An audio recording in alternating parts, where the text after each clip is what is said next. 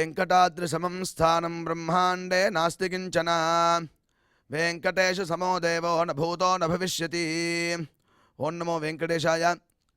திருமலா திருப்பதி தேவஸ்தானம் ஸ்ரீ வெங்கடேஸ்வரா பக்தி சேனல் இணைந்து வழங்கும் ஸ்ரீமத் பகவத்கீதை பாராயணத்திற்கு அனைவரையும் வருக வருக என்று வரவேற்கிறோம். மூகம் கரோதி வாசாலம் அங்கும் லங்கயதே கிரிம் யத்கிருபாதமஹம் வந்தே பரமானந்த மாதவம்.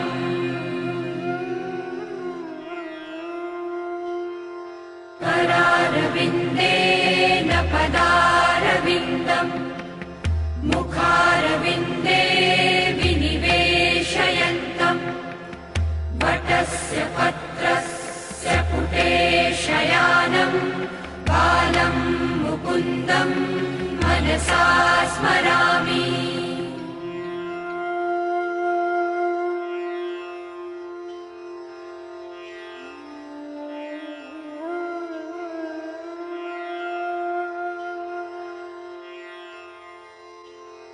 वसुदेवसुतं देवं कंसचाणूरमर्दनं देवकी परमानन्दं कृष्णं वन्दे जगद्गुरुम्. நம்மளுடைய சனாதன தர்மத்தில் கீதை ரொம்ப முக்கியமான ஒரு கிரந்தம். அதனுடைய மகாத்மியத்தில் கீதாத்யயன சீலஸ்ய பிராணாயாம பரஸ்ய ச நைவ சந்தகி பாபானி பூர்வஜன்ம கிருதானிச்சா அப்படின்னு மகாத்மியத்தில் சொல்லப்பட்டிருக்கு. கீதையை எவன் ஒருவன் அத்தியனம் செய்துட்டா இருக்கானோ அது ஒன்று இல்லாமல் பிராணாயாம பரஸ்யச்ச பிராணாயாமம் எவன் ஒருவன் செய்து கொண்டே இருக்கிறானோ நைவ சந்தகி பாப்பானி பூர்வஜன்ம கிருதானிச்சா அவனுக்கு பாபமானது போகிறது அப்படின்னு மகாத்மியத்தில் சொல்லப்பட்டிருக்கிறது. அதையே தொடர்ந்து நம்ம பார்த்தோம்னா அசுபானி நிராச்சஷ்டே இது ஒரு மங்களமான விஷயம் அப்படின்னு சொல்லப்படுறது. அது என்ன பண்ணுறதுன்னா அசுபானி நிராச்சஷ்டே அசுபங்களை தூர விளக்கிறதா. தனோதி சுபசந்ததிம் தனோதி வளர்க்கிறதா. ஒரு சுப சந்ததியை நல்ல விதமான செயல்களை நல்ல விதமான சந்ததியை தனோதி வளர்க்கறது கொடுக்கிறது அப்படின்னு அர்த்தம் பண்ணுறார். எதிரானா ஸ்மிருதி மாத்திரேன யத் பும்சாம் பிரம்மா தன் தத் மங்களம் விதுஹு அதே மங்களம் அப்படின்னு சொல்கிறார்.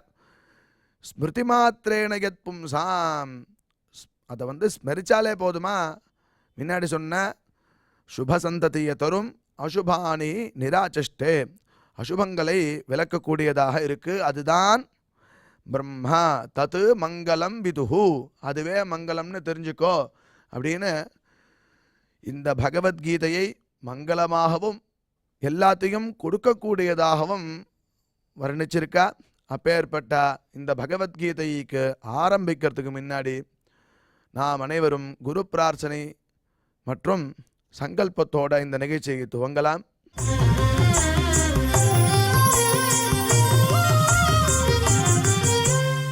ஸ்ரீ குரு பிரார்த்தனா.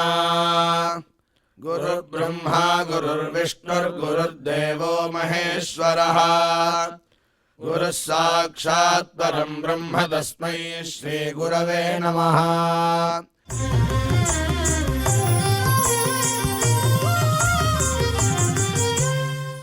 श्रीनिवास प्रार्थना. नमः क्षीराब्धिनाजाय वैकुण्ठाचलवासिने मुकुन्दाय नमो नित्यम् आनन्दाय नमो नमः.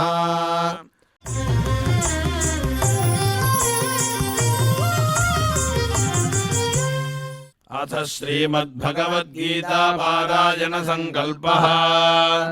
श्रीमदादिवराह क्षेत्रे विराजमानस्य अखिलाण्डकोटि ब्रह्माण्ड नायकस्य श्री पद्मावती जानेः भगवतः श्री वेंकटेश्वर स्वामिनः दिव्य सन्निधौ जगद्गुरोः श्रीकृष्ण परमात्मनः अनुग्रहेण समस्त प्रपंचस्य विशेषतः भारतदेशस्य उत्तरोत्तर शुभसंवत्समृद्ध्यर्थं श्रीमद्भारतदेशगत तपस्विजन तपोबलवृद्धिद्वारा समस्तस्यापि मानवसमाजस्य सर्वारिष्टपरिहारार्थम् एतद्देशवासिनां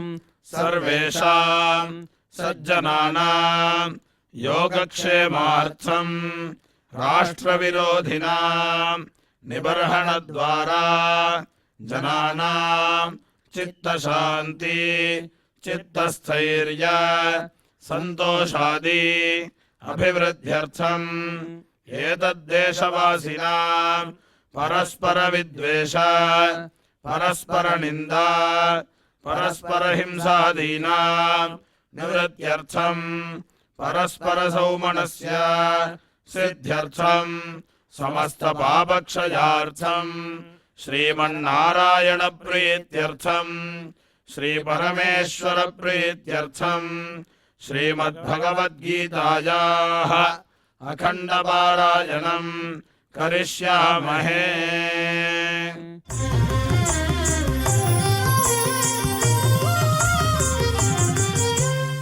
श्रीगीता प्रार्थना श्रीवत्साङ्गं महोरस्कं वनमाला विराजितं शङ्खचक्रधरं देवं कृष्णं वन्दे जगद्गुरुम्।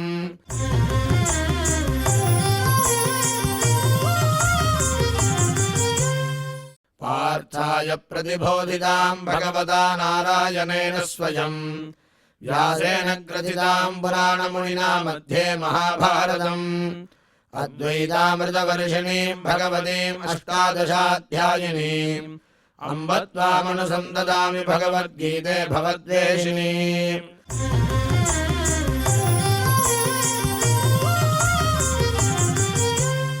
श्रीवेदव्यास प्रार्थना व्यासं वसिष्ठनप्तारं शक्तेः पौत्रमकल्मषम् पराशरात्मजं वन्दे सुखदातं तपोनिधिम्। यत्र योगेश्वर कृष्णो यत्र पार्थो धनुर्धरः तत्र श्रीर्विजयो भूतिर्ध्रुवाणि धर्मधर्ममा।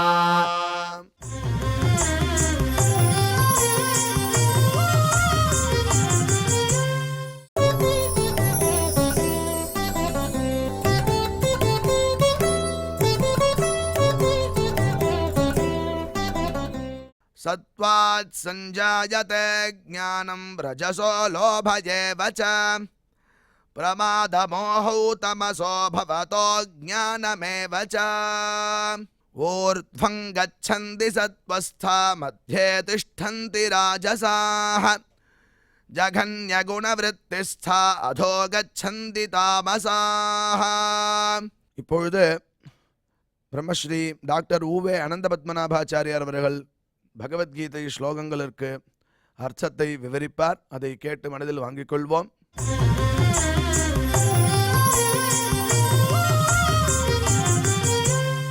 सत्त्वात् संजायते ज्ञानं रजसो लोभ एव च प्रमादमोहौ तमसः भवतो ज्ञानमेव च ऊर्ध्वं गच्छन्ति सत्त्वस्थाः मध्ये तिष्ठन्ति राजसाः जघन्यगुणवृत्तिस्थाः अधो गच्छन्ति तामसाः।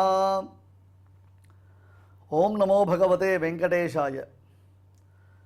சத்துவம் ரஜஸ் தமஸ் இந்த 3 குணங்கள் தான் நம்மக்கிட்ட இருக்குது சுவாமி. இதனுடையதான ஒரு ரொட்டேஷன், அதாவது சத்துவம் ரஜஸ் தமஸ் என்பது மாறி மாறி நம்முடைய மனோநிலையில் ஒரு மாற்றத்தை உண்டாக்குகின்றன.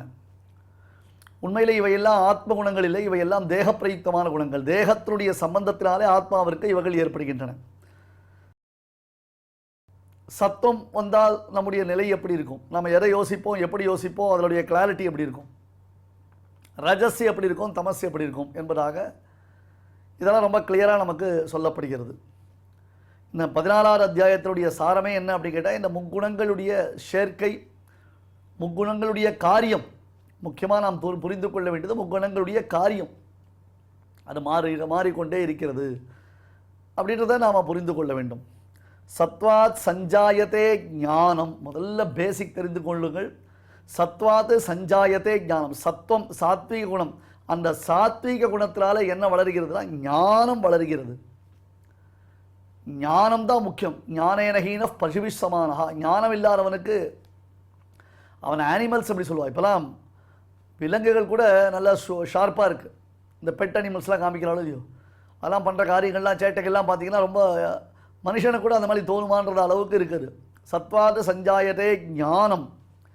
ரஜசோ லோபைய வச்ச கஞ்சூஸ்தனம் வரும், கருமித்தனம் வரும். ரஜஸ் வந்துன்னா கையை இழுத்து பிடிச்சி செட்டு பிடிக்கிறதுக்கு தான் நம்ம யோசிச்சுட்டு இருப்போம்.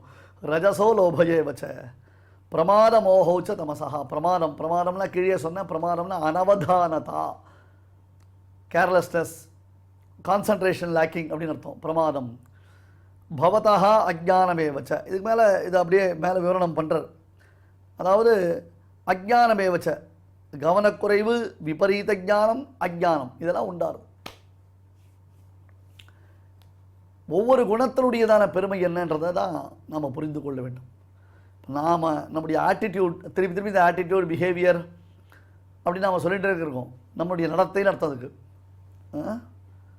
அது ஏன் இப்படி ஒரு மாறாட்டத்தில் இருக்குது, அது ஏன் இப்படி மாறிட்டே இருக்குது, எதனால் இந்த பிரச்சனைகள்லாம் வருதுன்னு பார்க்குறோம். சத்துவகுணம் மேன்மேலும் ஒருவனுக்கு வளர்ந்தது என்றால் அவன் தன்னுடைய ஆத்மஸ்வரூபத்தை யதாவத்தாக காண்கிறான்.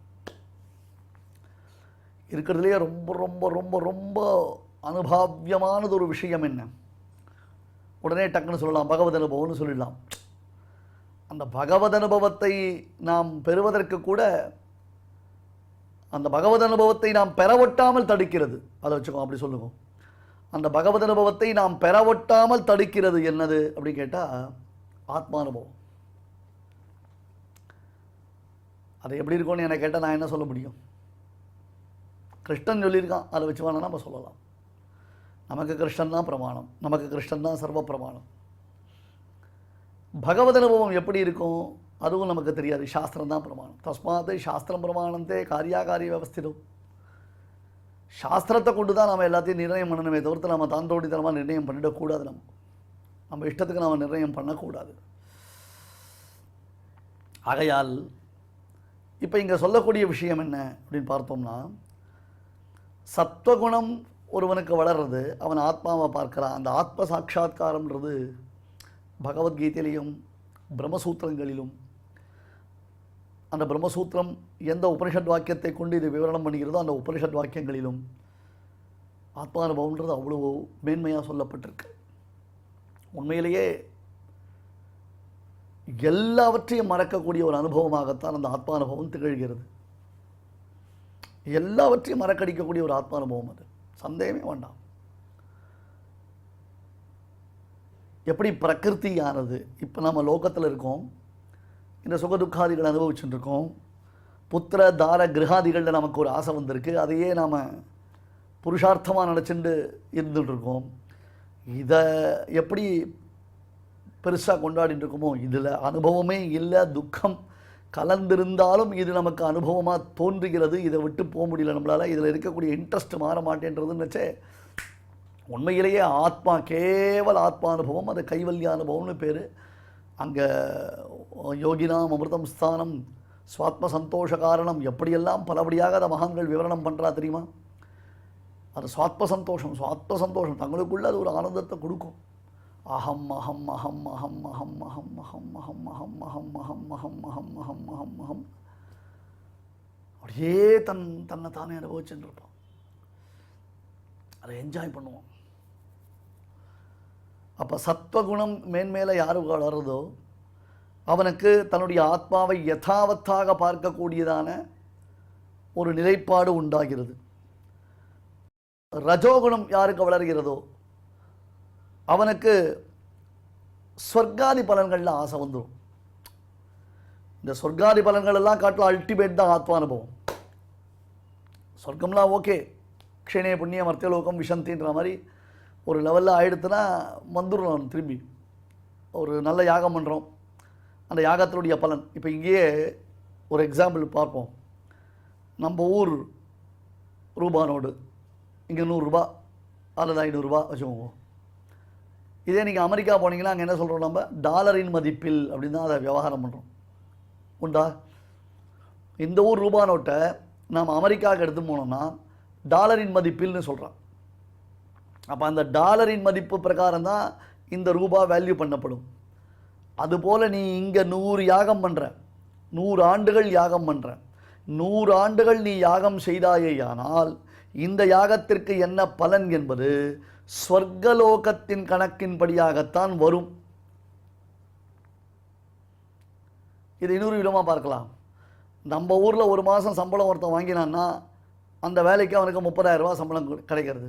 இதே அமெரிக்காவில் போய் ஒரு மாதம் அவன் வேலை பார்த்தான்னா டாலரின் மதிப்பில் அவனுக்கு $5,000 அப்படின்னு சொன்னார்னா இப்போ நம்ம ஊருக்கு அதுக்கும் நம்ம கால்குலேட் பண்ணி பார்க்கணும். ஒரு ஊரில் குறையும், ஒரு ஊரில் அதிகமாக இருக்கும். இப்போ டாலரின் மதிப்பு அன்றைய தினத்தில் என்ன இருக்குன்றது ஏற்றால் போல் ஒரு ஊரில் குறையும், ஒரு ஊரில் ஏறும். உண்டோ இல்லையோ?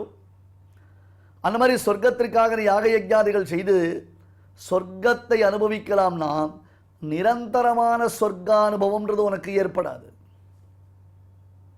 அதை இந்திரன் முதலானவர்களுக்கு கூட அதை நீங்கள் புரிஞ்சுக்கணும். நீங்கள் இந்திராதி தேவதைகள் என்னமோ நிரந்தரமாக சொர்க்கவாசம் பண்ண போகிறதா நீங்கள் நினச்சிட்டு இருக்கீங்க. அதுதான் இல்லை.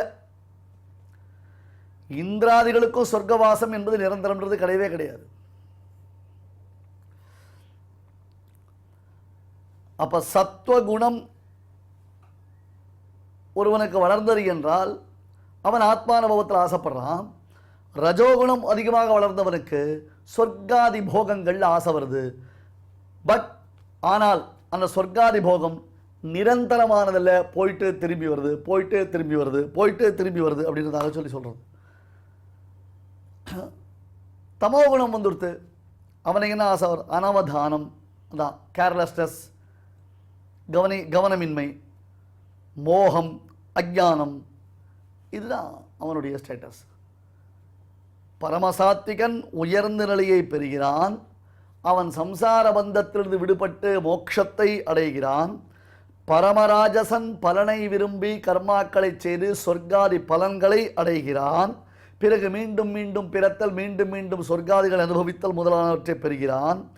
பரம தாமசன் என்பது மட்ட ரகமான காரியங்களை செய்து அருவருக்கத்தக்க ஆபாசமான காரியங்களை செய்து மற்றவர்கள் சீச்சி என்று வெறுத்தொருக்கும் காரியங்களை செய்து மீண்டும் மீண்டும் மீண்டும் கீழ்மையையே பெறுகிறார்.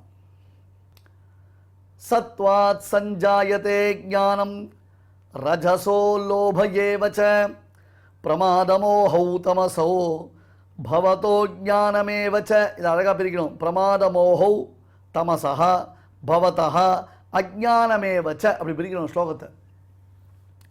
ஊர்த்வம் கச்சந்தி சத்வஸ்தாः மத்தியே திஷ்டந்தி ராஜசாः ஜகன்யகுணவருத்திஸ்தாः அதோ கச்சந்தி தாமசாः. சத்வாத் பல விபாகம் பார்க்கலாம். சத்வாத் சத்வகுண வளர்ச்சியால் ஞானம் சஞ்சாயத்தே, ஞானமானது உண்டாகிறது. அதாவது ஆத்ம சாட்சா்கார ஞானமானது உண்டாகிறது. ரஜசஸ்ச அந்த ரஜோகுணம் வளர்வதினாலே லோப ஏவச்ச அதனடுத்து உலோபித்தனம் அல்ல கஞ்சூஸ்தனம் கருபித்தனம் அது ஏற்படுகிறது. சஞ்சாயத்தே தமசா தமசனுடைய அதாவது வளர்ச்சி பெற்ற தமோ குணத்தினாலே பிரமாத மோகௌ கவனக்குறைவு ப்ளஸ் விபரீத ஞானம் அஜ்ஞானமேவச்ச அறிவின்மை இவைகள் உண்டாகின்றன. இது முதல் ஸ்லோகத்துடைய அர்த்தம். பதபதார்த்தம் சொன்னேன், பல விபாகம் பண்ணி அர்த்தம் சொன்னேன். இரண்டாவது ஸ்லோகம் ஊர்த்வம் கச்சந்தி சத்வஸ்தாக மத்தியே திஷ்டந்தி ராஜசாக. பார்த்தோம் இல்லையோ? சத்வஸ்தாக இப்படி முன் சொன்னபடி சத்வத்திலேயே யார் நிலை பெற்றவராய் இருக்கிறார்களோ, ஏற்கனவே சொன்னபடியாக சத்வத்திலேயே யார் நிலை பெற்றவர்களாக இருக்கிறார்களோ அவர்கள் ஊர்த்வம் கச்சந்தி. ஊர்த்வம் கச்சந்தின்னு அர்த்தம் மிக உன்னதமானதொரு மோட்சத்தை அவர்கள் பெறுகின்றார்கள். வேற ராஜசாக அப்படின்னா ரஜோ குணத்திலேயே நிலைத்தவர்கள். ராஜசாக ரஜோ குணத்திலேயே நிலை நின்றவர்கள். மத்தியே திஷ்டந்தி அதாவது நடுத்தரமாக, அதாவது பலனை கருதியே அவர்கள் கர்மாவை செய்து சொர்க்காதி பலனை அனுபவிப்பது, அதை இழப்பது, பிறப்பது, மறுபடியும் கர்மாவை செய்வது என்பதில் நிற்கிறார்கள். இது வருவதும் போவதும் வருவதும் போவதும். தாமசாக தமோ குணத்தையே விருத்தி செய்து கொண்டவர். என்ன சுவாமி ஒரே விஷயத்தை எத்தனை தடவை சொல்லுவீங்க? ஆமாம், ஒரு காட்சியை 10 ஆங்கிளில் நாம் பார்க்கலையா, மறுபடியும் அதே காட்சியை பார்க்கலையா? அந்த மாதிரி தான் இதை பார்க்கணும். அப்போ தான் மனசில் பதியும். தாமசாக தமோ குணத்தையே நன்கு விருத்தி செய்து கொண்டவர்கள் ஜகன்ய குண விருத்திஸ்தாக மிக மிக மிக ஈனமான, ஹீனம்னு பேர் சம்ஸ்கிருதத்தில், தமிழில் ஈனம்னு சொல்கிறோம், ஈனப்பிறவிகள்ன்றோம். மிக மிக மிக நீச்சமான தமோ குணத்தினுடைய செயல்களிலேயே அவர்கள் நிலைத்தவர்களாக அதோகச்சந்தி கீழ்மையை பெறுகிறார்கள். உயர்ந்த நிலையில் இருக்கக்கூடியவன். நேற்றைய உபன்யாசத்தில் கூட சொன்னேன், பகவத்கீதையினுடைய அர்த்த விசேஷமாக பகவத்கீதையினுடைய அந்தந்த அத்தியாயத்தினுடைய மகிமையை சொல்லக்கூடிய பத்மபுராண கதைகள்லாம் நம்ம பார்க்கும்பொழுது எப்படி பார்க்கிறோம்? நம்ம நல்ல குலத்தில் பிறந்திருக்கான், நல்ல விதமாக தான் வளர்ந்து வந்தான். திடீர்னு புத்தியில் ஒரு மாறாட்டம் ஏற்பட்டது, வைப்பரீத்தியம் ஏற்பட்டது, பலவிதமான துராச்சாரங்களில் அவன் ஈடுபட்டான். அப்போ இறக்கும் தருவாயில் அவனுடைய மனோநிலை எப்படி இருக்கும், அவனுடைய மனோவியாபாரங்கள் எப்படி இருக்கும்? ஏன்னா இத்தனை நாள் பண்ணினது ராஜச தாமச பிரயுக்தமான காரியங்களையே பண்ணிட்டு வந்திருக்கான். சுவாமி நான் எதுவுமே சொல்கிறேன், ப்ராக்டிஸ் மேக்ஸ் பர்ஃபெக்ஷன் நம்ம ரொம்ப லௌகிக வாழ்க்கையில் மட்டும் சொல்லிட்டு இருக்கோம். ஆனால் சம்பிரதாய வாழ்க்கையில் சொல்கிறதே இல்லை. நம்ம கவனிக்கிறோம், நீங்கள் பழக்கப்படுத்திக்கணும். சாத்வீகம்ன்றதை நம்ம பழக்கப்படுத்திக்கணும், சாத்வீகமான ஆகாரத்துக்கு பழக்கப்படுத்திக்கணும், சாத்வீகமான ஆட்டிடியூட்ஸ், சாத்வீகமான நடத்தைகள், எல்லாத்துக்கும் கோபம் வசப்படுறது, எல்லாத்தையும் உணர்ச்சி வசப்படுறது, எல்லாத்தையும் ஒரு மாதிரி ஒரே மாதிரி ஆங்கிளில் பார்க்கறது, இப்படி எண்ணங்கள் எல்லாம் நம்ம மாற்றிக்கணும். அப்போ தான் நம்மளால் ஒன்றுனா கரெக்டாக நாம் நினச்சபடி செய்ய முடியும். இன்னொன்று, அந்த ஜென்மான்றது நமக்கு சௌகரியமாக இருக்கும். அந்த ஜென்மா முடிஞ்ச உடனே, அந்த ஜென்ம பரம்பரை முடிஞ்ச உடனே பிறகு ஆத்மலாபமானது நமக்கு சித்திக்கிறதுக்கு வாய்ப்பு இருக்குது. அப்புறம் பார்த்துக்கலாம். இப்போ என்ன அவசரம், இப்போ என்ன நாம் என்ன சொல்கிறோம்? இந்த ஆகார வியவஸ்தையை நாம் அடியனை போல் இருக்கிறவர்கள் சொன்னோம்னா உடனே ஒரு 10 பேர் மெயில் போடுவான். என்ன தெரியுமா, இப்போயே நீங்கள் எப்படி எங்களை சொல்லலாம், அதுக்குள்ளே என்ன அவசரம், அது எப்படி முடியும்? நீங்கள் வெறும் வைதிகராக வேஷம் போட்டு உட்காந்துருக்கீங்க, உங்களால் பாசிபிலிட்டிஸ் இருக்குது, உங்களை வந்து பார்த்தா தானே தெரியும். இப்படியெல்லாம் சொல்லுவான். சொல்லக்கூடியவர்கள் தான் ஆடியன் கேட்டுருக்கேன். நான் ஒட்டுமொத்தமாக எல்லாரையும் குறை சொல்லலை. இந்த வீணா வம்பா பார்க்குறவா இருக்கா, பாசிட்டிவாக இதை எடுத்து நம்ம ஆகார சுத்தியை கொண்டு வரணும், நம்ம வீட்டில் நம்ம இதை கொண்டு வரணும், ப்ராக்டிஸ் கொண்டு வரணும். ஏகாதசி அன்றைக்கி எல்லாருக்கும் முழு அரிசி சாதம் போடாமல் நம்ம ப்ராக்டிஸ் பண்ணணும். அதே மாதிரி துவாதசி அன்றைக்கி சரியான சமயத்தில் அவளுக்கு சாப்பாடு போடணும். இதெல்லாம் ஆஃபீஸ் போகிறவாளாக இருந்தாலும் ஸ்கூல் போகிறவாளாக இருந்தாலும் அட்ஜஸ்ட் பண்ணிட்டு போகிறதுக்கு உண்டானதான ஆல்டர்னேட்டிவை நம்ம கண்டுபிடிக்கணும். நம்ம தர்மம், நம்ம கலாச்சாரம், நம்முடைய சனாதனம், நாம் இதை ஃபாலோ பண்ணணும். சாத்வீகமான ஆகாரத்தை சாப்பிடுன்னு சொல்கிறது எப்படி தப்பாக போகும்? ஒரு டாக்டர் நீ உப்பு சாப்பிடாத, புளி சாப்பிடாத, எண்ணெய் சாப்பிடாத, சக்கரை சாப்பிடாத சொன்னால் அந்த டாக்டர் வைத்தறிச்சல், அந்த டாக்டருக்கு என்னை பார்த்தா போகாமல், அந்த டாக்டர் என்னுடைய வளர்ச்சியை பார்த்து பிடிக்கல அப்படின்னு சொல்லலாமா? அந்த மாதிரி தானே ஒரு ஆச்சாரியன் உபதேசம் பண்ணுறார் நமக்கு. ஒரு ஆச்சாரியன் நமக்கு சொல்லிக் கொடுக்குறது என்னது? ஆத்மலாபத்திற்காக தான் சொல்லித்தரார். இதனால் அவருக்கு கிடைக்கக்கூடிய பெரிய பாக்கியம் என்ன? நாம் ஏதாவது சம்பாவனை பண்ணுறோமா? நாம் ஏதாவது அவருக்கு பெருசாக ஏதாவது பண்ண போகிறோமா? ஒன்றுமில்லை. ஒரு சேத்தனன் நம்ம போல ஒரு சாமானியன், அந்த சேத்தனனுக்கு ஒரு நற்கதி கிடைத்தது என்றால் அதை காட்டிலும் அலபிய லாபம் என்பது ஆச்சாரியர்களுக்கு கிடையாது. அதனால் அவன் என்ன பண்ணுறா, திருப்பி நமக்கு அதை சொல்லி கொடுத்துட்டே இருக்கா. அப்பா நல்ல ஆகாரத்தை சாப்பிடு, பகவானுக்கு திருவாராதனம் பண்ணாமல் சாப்பிடாது, எந்த சமயத்தில் வெளியில் போய் கல்யாணங்களில் மற்ற இடங்களில் சாப்பிடாது. ஆகார சுத்தி தான் உன்னுடைய மனோநிலையை உண்டாக்கும், உன்னுடைய மனோநிலையை பெருத்தது ஒரு மாறுபாட்டை உண்டாக்கும். இல்லை என்றால் உன்னுடைய மைண்டு கரெக்ட் ஆகிடும். மேற்கொண்டு சம்சார பரம்பரை உனக்கு வரும். ஆஸ்திகன்னு சொல்லிக்கலாம், ஆனால் நம்ம பண்ணுற காரியங்களில் நாஸ்திக காரியமாக இருக்கும். எல்லாத்துலையும் நாம் பார்க்கணும். ஒரு செயின் ஆஃப் ரியாக்ஷன் ஒன்று மாறி போச்சுன்னா முதல் கோணல் முற்றும் கோணல்னு சொல்கிறாளோ இல்லையோ, அந்த மாதிரி எல்லாமே மாறி போகிறதுக்கு வாய்ப்புகள் இருக்குது. எல்லாமே பிறண்டு போயிடும். அதோ கச்சந்தி எவ்வளோ நல்ல ஒரு பொசிஷனில் இருந்தான், எவ்வளோ நல்ல ஒரு குலத்தில் பிறந்தான், நல்ல ஒரு கர்மானுஷ்டானத்தில் இருந்தான், நல்ல காரியங்கள் எல்லாம் பண்ணின்னு வந்திருந்தான். அப்படி இருக்கக்கூடியவன் தாழ்ந்த வகுப்பில் பிறக்கிறான்.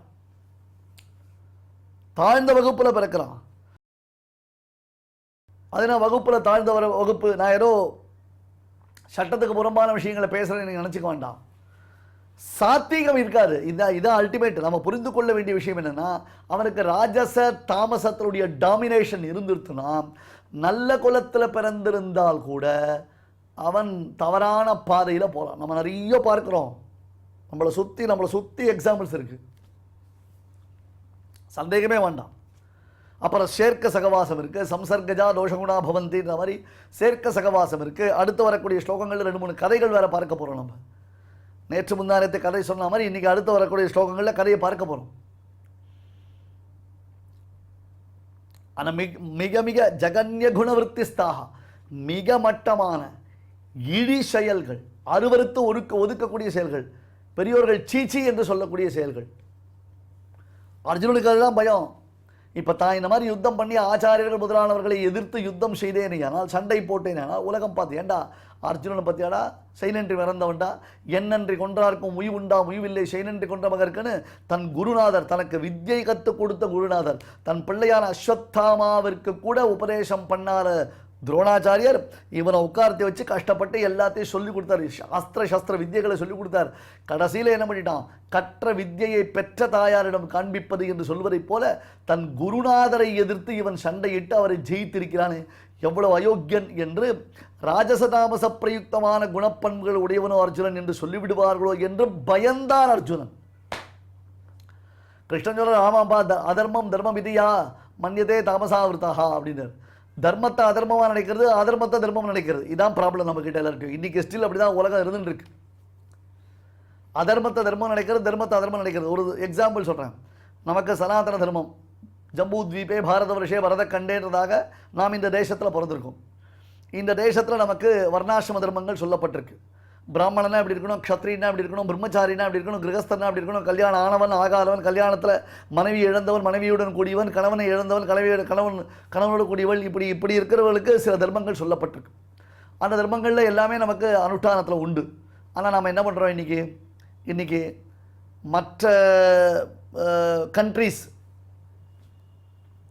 இல்லையா, தேசங்கள், அந்த தேசங்களில் இருப்பவர்கள் ஹிந்து தர்மத்தை தழுவி சில காரியங்களை செய்கிறார்கள். சமீபத்தில் கூட ஒருத்தர், ஒரு ஆப்பிரிக்காவை சேர்ந்தவர், புதுசாக ஒரு வண்டி வாங்கி அந்த வண்டிக்கு நல்ல மந்திரங்களை சொல்லி பூஜை போட்டு தீபாராதனங்கள் பண்ணி அந்த வண்டிக்கு ஒரு காரோதோ ஒன்று சம்திங் வச்சுக்கணும், அதுக்கு ஒரு பொட்டுலாம் வச்சு அதுக்கு ஒரு புஷ்பத்தை சேர்த்து அதில் ஒரு கிருஷ்ணனுடைய படத்தை வச்சு பூஜை பண்ணான். உடனே இவெல்லாம் ப்ரௌட் சனாதனம் அப்படின்னு ஃபார்வர்டட் மெனி டைம்ஸ் வந்தது. ரைட்டு, அவரை பண்ணுறா, நல்ல விஷயம், சந்தோஷம். நாம் வண்டி வாங்கின உடனே என்ன பண்ணுறோம், ஃப்ரெண்ட்ஸு எல்லாரையும் ஏற்றிட்டு நேராக எங்கேயோ ஒரு ஹோட்டலுக்கு போய் குடிக்கிறோம். அந்த பசங்களுக்கு பார்ட்டின்றதான பேரில் ஒரே கும்மாளம் அடிக்கிறோம். வண்டி வாங்கினதுக்கு ட்ரீட் வைக்கிறோன்றோம். அந்த வண்டியை ரிப்பன் கட் பண்ணுறோம். இப்போ அவன் என்ன பண்ணிட்டா, அந்த வண்டிக்கு பொட்டு வச்சு பூஜை பண்ணி அதுக்கு ஒரு ஆர்த்தியை சுற்றி கொட்டி அதுக்கு ஒரு கிருஷ்ணன் படத்தை வச்சு ஹரே ராமா மந்திரத்தை சொல்லி 2 பிரதட்சணம் வந்து அதை கொண்டாடுறோம். இப்போ கொண்டாட வேண்டிய நாம, ஒழுங்காக இதை அனுஷ்டிக்க வேண்டிய நாம, ஒழுங்காக இந்த பாதையில் போக வேண்டிய நாம் அதை விட்டுட்டு விலகி போய் வெறும் பார்ட்டி கும்மாளம் அப்படின்ற மனோநிலைக்கு மாறிட்டோம். ஒரிஜினலாகவே அவளுக்கு பார்ட்டி கும்மாளம்னு இருந்தவா இப்போ வந்துட்டான். இங்கே பாருங்க, அதர்மம் தர்ம விதியா மன்னியது. நீ விட்டது மட்டும் அதர்மம் இல்லை, நீ விட்டது மட்டும் அதர்மம் இல்லை, தர்மமே இல்லாதவர்கள் தர்மத்தின் வழி நடக்கிறார்களே, ஆஹா அது தர்மம்னு நாம் நினச்சி யோசிக்கிறோமே, அது வேற ஒரு பிரச்சனை. சுவாமி இந்த மாதிரிலாம் நிறைய விஷயங்கள் இருக்கு, இந்த மாதிரி நிறைய இருக்கு. அதாவது பண்ணியுரைக்கும் கால் பாரதமாம்னுவா. இதை எக்ஸ்பிளைன் பண்ணிட்டு எக்ஸ்பெண்டேஷன் அப்படின்னு கொடுத்துட்டே இருந்தோம்னா, நம்ம எக்ஸ்பிளைன் பண்ணிட்டே போனோம்னா அது ஒரு பெரிய பாரதம் மாதிரி அது விரிந்து கொண்டே போகும். ஜகன்ய குண விருத்திஸ்தாக, அப்போ மிக மிக மட்டமான தமோ குணத்தின் செயலில் யார் எழுந்திருக்கிறார்களோ அப்பேற்பட்டவர்கள் அதோகச்சந்தி, நல்ல உயர்ந்த ஒரு ஹை பொசிஷனில் இருந்தாலும், பொசிஷன்னா எப்படி இருக்கணும், கீழேர்ந்து மேலே ஏறினா அது பொசிஷன், அது ஒரு பெருமை. அவர் எப்படி இருந்தார் தெரியுமா, சாதாரணமாக இருந்தார் சுவாமி. அப்புறம் நல்ல விஷயங்கள்லாம் தெரிஞ்சுக்க ஆரம்பித்தார். நல்ல ஆச்சாரிய இடத்துல போய் காலக்ஷேபங்கள்லாம் பண்ணினார், விஷயங்கள் என்ன தெரிஞ்சுது. அப்புறம் மேன்மேலே விருத்திக்கு வந்தார். இப்போ நல்ல ஞானஸ்தராக இருக்கார், 10 பேருக்கு சொல்லி கொடுத்துட்டுருக்கார். அப்படி சொன்னால் நியாயமா? அவர் எவ்வளோ பெரிய பொசிஷனில் இருந்தார் தெரியுமா, நல்ல ஒரு வித்வானாக இருந்தார். சேர்க்க சகவாசம் ஏதோ போனார், யார் கூடயே சேர்ந்தார், தப்பான காரியங்கள்லாம் பண்ண ஆரம்பித்தார். மாதுன்றதாக மாமிசம்ன்றதாக புத்தி போக ஆரம்பிச்சது. என்ன பிரயோஜனம்? இவ்வளோ வித்தையில் இருந்தும் அவரிடத்துல அது பிரயோஜனம் இல்லாமல் போயிடுத்தே இல்லையா? இவ்வளோ வித்தைகள் இருந்தும் அவருக்கு அதெல்லாம் பிரயோஜனம் இல்லாமல் போய்விட்டது என்று அதை காண்பித்தார்கள். அப்போ அதோகச்சந்தி, உயர்ந்த வகுப்பில் இருப்பவன் தாழ்ந்த வகுப்பில் பிறப்பான். அதற்கு பிறகு மாடு, பன்றி, நாய், நரி முதலான பிறப்புகள் கிடைக்கும். அதுக்கும் கீழே என்ன தெரியுமா, புழு, பூச்சி, அந்த மாதிரி ஒரு பிறவி. அதுக்கும் கீழே மரம், செடி, கொடி, புதர், கல், கட்டை, புல், பூண்டு, இறங்கி இறங்கி இறங்கி இறங்கி இறங்கி வரான். இதுதான் நல்ல ஒரு ஸ்டேட்டஸில், நல்ல ஒரு ஹையர் லெவலில், நல்ல ஒரு பொசிஷனில் இருந்தவனுடைய மனோநிலையில் ஏற்பட்ட மாறாட்டமானது கொஞ்சம் கொஞ்சமாக அவனை அதோ நினீஷதி, கீழே கீழே கீழே கீழே தள்ளி விட்டுருது. ஆனால் மேலே போகணும்னு ஒருத்தர் ஆரம்பித்தான ஊர்துவம் கச்சந்தி சத்வஸ்தா. அதனால்தான் சுவாமி ராமானுஜருடைய சம்பிரதாயத்தில் ஊர்துவ புன்றம்னு பேர் இந்த திருவன்காப்புக்கு. இப்போ சனாதனிகளான நாமளே இதை கேலிக்குரிய பொருளாக சொல்லிட்டு இருக்கோம்.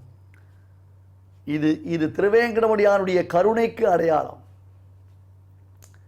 ஸ்ரீனிவாசனுடைய கருணைக்கு இது நம்ம அடையாளம் விட்டு காண்பிக்கிறது. என்னையும் என் உடமையும் நின் சக்கரப்பொறி ஒற்றிக்கொண்டு நின்னருளே புரிந்திருந்தேன் என்று ஆழ்வார் கேட்கிறார். பறவையேறும் பரம்பொருடா யாரு? திருவேங்கடமுடியான். பறவையேறும் பரம்பொருடன் யாரு? பௌர்ணமி கருட சேவையில் ஸ்ரீனிவாசன் அப்படி சேவிக்கிறமே, அப்படி ஜம்ம அப்படி சங்க சக்கரத்தை ஏந்திண்டு வரதாபய அஸ்தத்தோட பெரிய மாலையோட கருடன் மீது அந்த கருடன் திருவடிகள் பெருமாளுடைய திருவடிகளை கருடன் கையில் ஏந்திண்டு பறவையேறும் பரம்பொருடா நீ என்னை கை கொண்ட பின் பிறவி என்னும் பெருங்கடல் வற்றியது. என்னுடைய பிறவின்ற பெருங்கடல் போச்சு. சென்னியோங்கு தன் திருவேங்கடமுடையாய், சென்னியோங்கு திருவேங்கடமுடையாய். அந்த திருவேங்கடமுடியான் அந்த பெருமாள் அவனுக்கு நான் அடிமைப்பட்டவன் என்பதை நான் விளக்குகிறேன். என்னையும் என் உடமையையும் நின் சக்கரப்பொறி ஒற்றிக்கொண்டு நின் அருளே புரிந்திருந்தேன். இது திருவேங்கடமுடியானுடைய கருணைக்கு அத்தாட்சி. இது கேலி இல்லை. கேலி பண்ணுறவா பண்ணிட்டு போட்டோம், நீங்கள் கேலி பண்ணாதீங்கோ, இனிமேல் சொல்லாதீங்க அதெல்லாம் வார்த்தையெல்லாம். ஏமாத்துறதுக்கு இதை கொண்டு வராதீங்கோ. பறவையேறும் பரம்பொருடனுடைய கிருப்பைக்கு காரணம் என்ன? அந்த பறவையேறும் பரம்பொருடன் ஸ்ரீனிவாசன் தான் சென்னியோங்கு தன் திருவேங்கடமுடியானா எழுந்தளி இருக்கான். அப்ப என் உடமையை என்னையும் நான் சக்கரப்பொறி ஒற்றிக்கொண்டேன். தீயில் பொறிகின்ற செஞ்சுடராடி திகழ் திரு சக்கரத்தின். நான் எதுக்கு ஆசைப்படுறேன்? திருவேங்கடமுடியானுடைய திருவடிகள் தான் ஆசை. அந்த திருவேங்கடமுடியான் எங்கே இருக்கான்? வைகுண்டம் தானே பரமாகாசத்தில் எழுந்தளிருக்கான். இங்கே அர்ச்சாவதாரத்தில் சேவை சாதிக்கிறான். திருமலை மேல் நமக்கு அர்ச்சாவதாரத்தில் எடுகுண்டல வாடாவா சேவை சாதிக்கிறான். அதே பெருமாள் ஸ்ரீவைகுண்டத்தில் இருக்கான். அந்த ஸ்ரீவைகுண்டத்திற்கு என்னுடைய மனம் ஏகமென்னும் இராப்பகல் இன்றியே மாக வைகுந்தம் காண்பதற்கு அந்த ஸ்ரீவைகுண்ட லோகத்தை நான் அடைய வேண்டும். ஸ்ரீவைகுண்டத்தில் பெருமாளை சேவிக்கணும். அதுக்காக நான் காத்துருக்கேன், அதுக்காக நான் எதிர்பார்க்கிறேன். அப்போ என்ன பண்ணணும்? ஊர்துவம் கச்சந்தி, ஊர்துவ புன்றத்தோட திருவேங்கடமுடியானுடைய தாசனாக என்னை காண்பித்துக் கொள்கிறேன். இது மேல் நோக்கி போகக்கூடியது. நான் மேற்கொண்டு வாழ்க்கையில் உயரணும், என்னுடைய வாழ்க்கை உயரணும் திருவேங்கடமுடியானுடைய அனுகிரகத்தினால. வேற எதுக்கு அவனை போய் சேவிக்கிறேன்? இந்த வாழ்க்கை சிறக்க வேண்டும், வாழ்வியல் சிறக்க வேண்டும். அடுத்தது இந்த வாழ்க்கை முடிந்தது என்றால் பரமாகாசமான வைகுண்டலோகத்தில் பெருமாளுக்கு நான் கைங்கரியம் பண்ணணும். அதை நான் எப்பொழுதும் நினைத்திருப்பதினாலே ஊர்துவம். இந்த உளவியல் வல்லுநர்கள்னு சொல்கிறாள் இல்லையா, மனோதத்துவ நிபுணர்கள்லாம் என்ன நமக்கு உபதேசம் பண்ணுறா? நீ மேலே அபிவிருத்தி ஆகிறதாகவே உன்னை இமேஜின் பண்ணிக்கோ. அப்படியே நீ உன்னை இமேஜின் பண்ணி டெவலப் பண்ணிட்டே வா. மேன்மேலும் உன்னை அபிவிருத்தி பண்ணிக்கோ. உன்னுடைய லைஃப்பில் உனக்கு சக்ஸஸ் இருக்கும். That is the secret of success. அப்படி நமக்கு உணர்ச்சி பொங்க பேசுகிறாள் இல்லையோ, அதனால தான் இந்த ஊர்துவம் கச்சந்தி சத்வஸ்தாக எண்ணங்களுடைய பிரதிபலிப்பாக நான் மேல் நோக்கி வர வேண்டும், நான் மேல் நோக்கி செல்ல வேண்டும், மேலும் மேலும் வாழ்க்கையில் உயர வேண்டும், பரமபரமான வைகுண்ட லோகத்தை நான் சென்று அடைய வேண்டும் என்பதற்காகத்தான் இந்த ஊர்துவபுன்றங்கள் சின்னங்களாக திருவேங்கடமுடியானுடைய கருணையாக நமக்கு காண்பிக்கப்படுகிறது. அப்படி இல்லைன்னா ஜகன்ய குணவருத்திஸ்தாகான்னு கீழே தான் போக வேண்டியது தான். டவுன்ஃபால் தான் நமக்கு. கீழே நாம் இறங்கிடுவோம். அதை இந்த 2 ஸ்லோகத்தினால பார்த்தோம். சத்வாத் சஞ்சாயதே ஞானம் ரஜசோ லோபயேவச்ச பிரமாதமோஹௌ தமசः பவதோ ஞானமேவச்ச ஊர்த்வம் கச்சந்தி சத்வஸ்தாः மத்தியே திஷ்டந்தி ராஜசாः ஜகன்யகுணவృత్తిஸ்தாः அதோ கச்சந்தி தாமசாः. ஸ்ரீமதே பகவதே பாஷ்யகாராய நமஹ. இப்பொழுது அடியேன் சொல்றதை எல்லாரும் திருப்பி சொல்லுங்க. சத்வாத் சஞ்சாயதே ஞானம் சத்வாத் சஞ்சாயதே ஞானம் ரஜசோ லோபயேவ ச ரஜசோ லோபயேவ ச பிரமாதமோஹௌ தமசः பிரமாதமோஹௌ தமசः பவதோ ஞானமேவ ச பவதோ ஞானமேவ ச ஊர்த்வம் கச்சந்தி சத்வஸ்தாः ஊர்த்வம் கச்சந்தி சத்வஸ்தாः மத்யே திஷ்டந்தி ராஜசாः மத்யே திஷ்டந்தி ராஜசாः ஜகன்யகுணவృత్తిஸ்தாः ஜகன்யகுணவృత్తిஸ்தாः அதோ கச்சந்தி தாமசாः அதோ கச்சந்தி தாமசாः. இப்பொழுது நாம் அனைவரும் சேர்ந்து பாராயணம் செய்யலாம். சத்வாத் சஞ்சாயதே ஞானம் ரஜசோ லோபயேவ ச பிரமாதமோஹௌ தமசோ பவதோ ஞானமேவ ச ஊர்த்வம் கச்சந்தி சத்வஸ்தா மத்யே திஷ்டந்தி ராஜசாः ஜகன்யகுணவృత్తిஸ்தா அதோ கச்சந்தி தாமசாः. நம்மளுடைய பாரத தேசத்தில் அநேக விதமான மகான்கள் அவதரித்து நமக்கு நல்வழி காட்டியுள்ளார்கள். அதில் ரொம்ப முக்கியமானவர் நம்மளுடைய பகவத்பாதாச்சாரியால். அவர் பிரஷ்னோத்தர ரத்னமாலிகா அப்படிங்கிற கிரந்தத்தில் ஒரு கேள்வி ஒரு பதில், ஒரு கேள்வி ஒரு பதில் அப்படின்னு வரும். அந்த கிரந்தத்தில் கிம் ஸ்மர்த்தவ்யம் புருஷைஹி, மனிதர்களால் எது ஸ்மரிக்க வேண்டியது அப்படின்னு கேட்குறார். ஹரிநாம சதா ந யாவனி பாஷா அப்படின்னு அவரே பதில் சொல்கிறார். ஹரிநாமத்தை எப்போதும் சொல்லிகிட்டே இருக்கணும், ஸ்மரிச்சுட்டே இருக்கணும், பாக்கி இருக்கிற பேச்சுகள் வேண்டாம் அப்படின்னு சொல்கிறார். அதையே தொடர்ந்து பார்த்தோம்னா சகிருதே உச்சாரிதம் ஏன ஹரிரித்யக்ஷரத்வயம் பத்த பரிகரஸ்தேன மோக்ஷாய கமனம் பிரதி அப்படின்னு சாஸ்திரம் சொல்லி கொடுக்கறது. சகிருதுச்சாரிதம் ஏன ஒரே ஒரு தொன் சொன்னால் போதுங்கிறார். ஹரிஹி ஹரி ஹரி ஹரி அப்படின்னு சொல்லிகிட்டே இருந்தால் போதுமா? அக்ஷரத்வயம் 2 அக்ஷரம் அது சொன்னால் இவன் மோட்ச சாதனத்துக்கு அந்த பிரயாணத்திற்கு இவன் ரெடி ஆயிடுறான். பகவான் அவனுடைய மோட்சத்தையே கொடுக்கறதுக்கு, அவனுடைய திருவடியை கொடுக்கறதுக்கு சித்தமாக இருக்கான் அப்படின்னு சொல்கிறது இந்த சாஸ்திரம். அப்பேற்பட்ட பகவன் நாமோச்சாரணம் இப்பொழுது நடக்க போகிறது. நாம சங்கீர்த்தனம், அதை கேட்டு மகிழ்வோம். ऋणो जुणो रे भ्रमरा ऋणो जुनो रे भ्रमरा ऋणो जुनो रे भ्रमरा ऋणो जुनो रे भ्रमरा साण्डी तू अवगुणो रे भ्रमरा साण्डी तू अवगुणो रे भ्रमरा साण्डी तू अवगुणो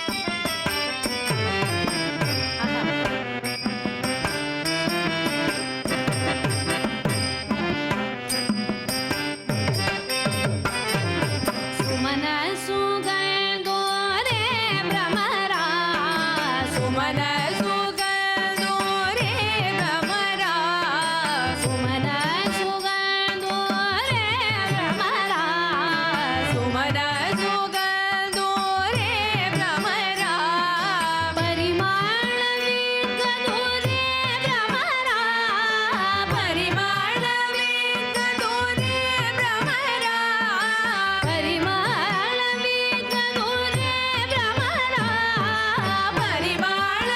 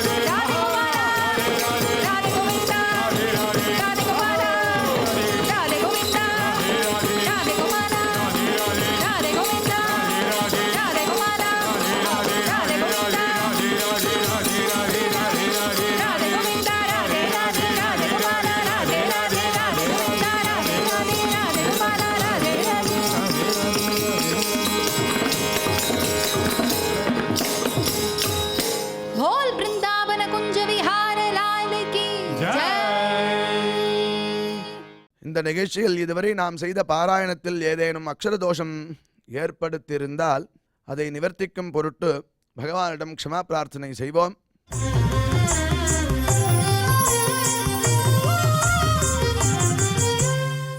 अथ क्षमा प्रार्थना यदक्षरपदभ्रष्टम् मात्राहीनम् च यद्भवेत् तत्सर्वम् क्षम्यताम् देवनारायण नमोऽस्तु ते।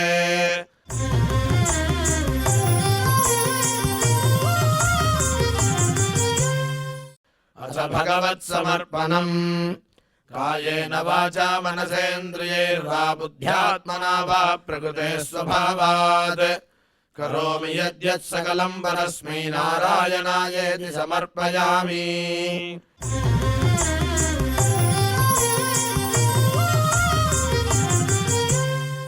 अथ लोकक्षेम प्रार्थना सर्वे भवन्तु सुखिनः सर्वे सन्तु निरामयाः सर्वे भद्राणि पश्यन्तु मा कश्चित् दुःखभाग् भवेत्। சுவாமியின் அருள் நாம் அனைவருக்கும் கிடைக்க வேண்டி மங்களாசாசனத்துடன் இன்றைய நிகழ்ச்சி நிறைவு பெறுகிறது. மீண்டும் இதே நிகழ்ச்சியில் நாளை சந்திப்போம். ஓம் நமோ வெங்கடேஷாய.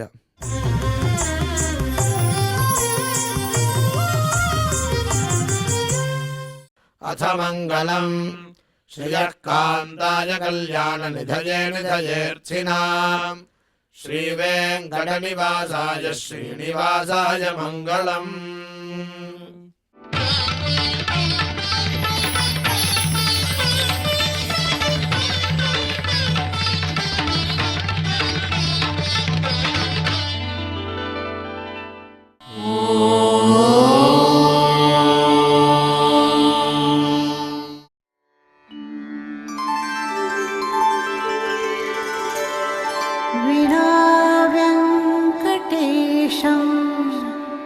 ननाथो ननाथः सदा वेङ्कटेशं स्मरामि स्मरामि। हरे वेङ्कटेश प्रसीद प्रसीद प्रियं वेङ्कटेश प्रयच्छ प्रयच्छ।